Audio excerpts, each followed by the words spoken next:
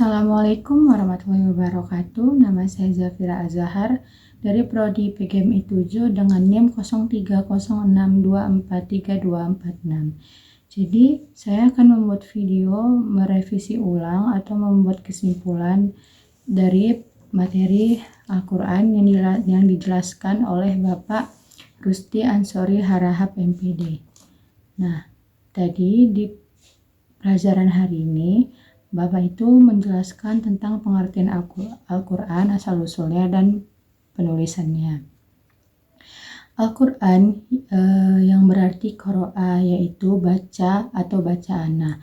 Al-Quran ini diturunkan secara berangsur-angsur, bukan turun langsung menjadi sebuah kitab sekaligus. Nah, pada zaman Rasulullah, Al-Quran ditulis di bebatuan atau di kurma. Nah, kitab Al-Quran ini pada zaman sekarang disebut dengan istilah mushaf karena banyak isinya yang tidak sesuai, maka disebut dengan mushaf. Namun, kita harus mengimaninya dan meyakininya karena di dalam mushaf itu mengandung nilai-nilai Al-Quran. Nah, Al-Quran ini sebagai simbolik pada umat Islam. Tujuan utama Al-Quran untuk petunjuk hidup manusia. Jadi dengan adanya Al-Quran ini menjadikan suatu petunjuk bagi kita umat muslim untuk belajar tauhid, akhlak, ibadah, serta hukum-hukum lainnya. Nah, ada beberapa fungsi dari Al-Quran, ada 3. Yang pertama, petunjuk hidup. Yang kedua, pembeda. Yang ketiga, penerang. Nah, kalau petunjuk hidup ini, sesuatu yang dianggap baik itu belum tentu baik, begitu juga sebaliknya. Sesuatu yang dianggap buruk itu belum tentu buruk. Nah, jadi pada isi Al-Quran itulah banyak petunjuk hidup kita dalam Al-Quran tersebut. Yang kedua itu pembeda. Nah, pembeda ini, kita ini dapat membedakan mana yang benar dan mana yang salah, atau mana yang haram, mana yang halal. Seperti contohnya, kayak B2 gitu, itu kan haram dimakan.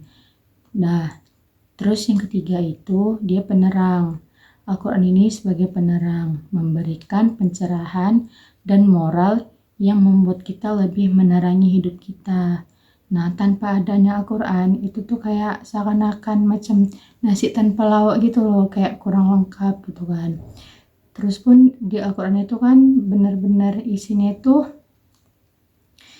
ya untuk membuat kita tuh menuju ke arah jalan yang lurus, yang lebih terarah gitu. Nah, sejarah Al-Quran. Al-Quran ini surah yang pertama kali diturunkan itu pada Al-Quran yaitu surah Al-Alaq ayat 1-5. Nah, Al-Quran ini diturunkan tidak lebih dari 8-9 tahun. Lalu pada turunan Al-Quran ini maka terdirilah prinsip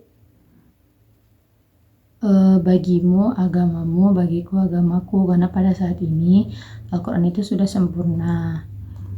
Terus Islam itu sebenarnya Islam itu pada saat ini tuh udah sempurna, cuman ya tinggal nunggu hancurnya saja pada hari kiamat itu. Sebenarnya sih sebelum hari kiamat sih sudah nampak sih sedikit kehancuran dari Islam, kayak seperti pada kalangan kita ini contohnya tuh kayak pacaran. Nah, pacaran itu kan kayak dihalalkan gitu bagi orang-orang. Pacaran yang melewati batas itu ya kayak udah jadi hal wajar pada lingkungan kita sekarang gitu loh, nggak pada kayak zaman dulu. Makanya itu disebut kayak Al-Quran itu semakin lama tuh ya semakin hancur, Islam tuh semakin lama tuh semakin hancur, karena sekarang itu yang haram dihalalkan dan yang halal ya tetap halal gitu. Nah, Al-Quran ini ditulis oleh Zaid bin Sabit. Nah, Abu Bakar meminta Zaid bin Sabit itu untuk menulis Al-Quran agar Al-Quran tadi ini tetap tersusun rapi dan tidak hilang. Kenapa Al-Quran sekarang disebut dengan Mushaf Utsmani? Karena itu tadi di dalam Al-Quran tersebut itu sudah banyak ayat-ayat yang kayak dipotong-potong gitu loh, yang gak asli kayak pada zaman Nabi dulu. Makanya banyak perubahannya, banyak yang diubah isinya, makanya disebut dengan Mushaf Utsmani. Jadi perbedaan antara Mushaf Utsmani dan Al-Quran itu, kalau Al-Quran itu dia ya bacaannya, hafalannya itu disebut dengan Al-Quran gitu loh, yang kita teladani, yang kita pahami, yang kita cermati gitu.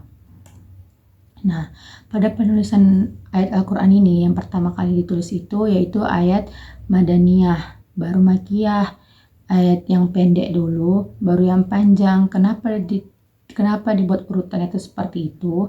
Karena agar mempermudah kita dalam menghafal Al-Quran. Mungkin segitu saja kesimpulan yang dapat saya ulangi. Kurang dan lebihnya saya mohon maaf. Kepada Allah saya mohon ampun. Akhirus salam. Assalamualaikum warahmatullahi wabarakatuh.